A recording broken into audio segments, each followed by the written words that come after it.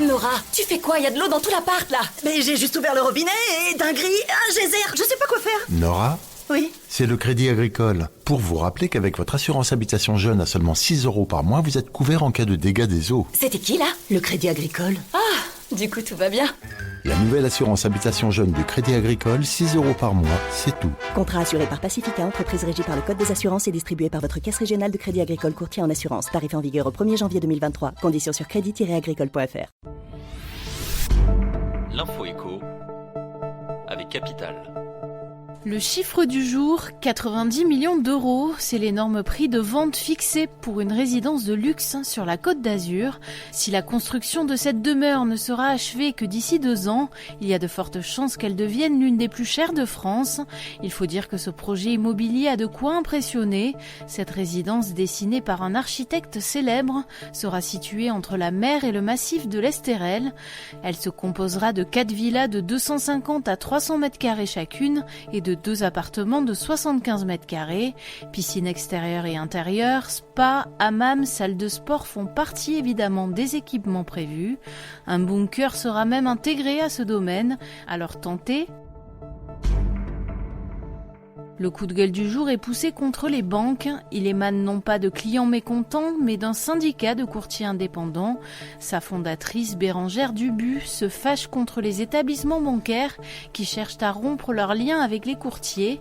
Avec les taux bas actuels, certaines banques cherchent à se séparer de ces intermédiaires pour rétablir leurs marges. Invitée du grand rendez-vous de l'immobilier de Capital, Bérangère Dubu pointe surtout les conséquences que pourrait avoir cette guéguerre sur les conditions d'emprunt des particuliers.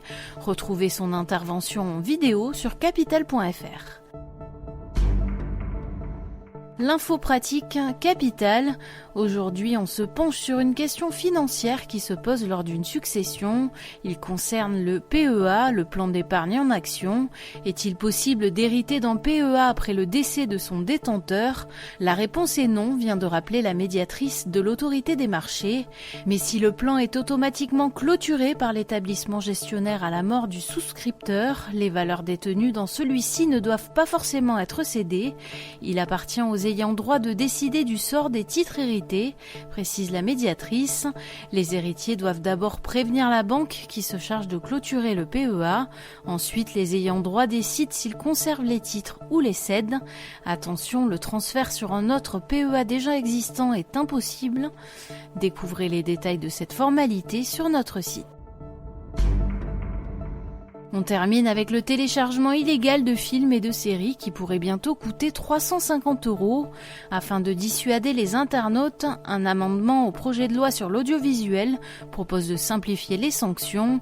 Au bout de 3 avertissements, une amende transactionnelle pouvant aller jusqu'à 350 € serait infligée aux pirates. Le texte, qui n'a pas encore été adopté par le Parlement, vise ainsi à augmenter le nombre de sanctions.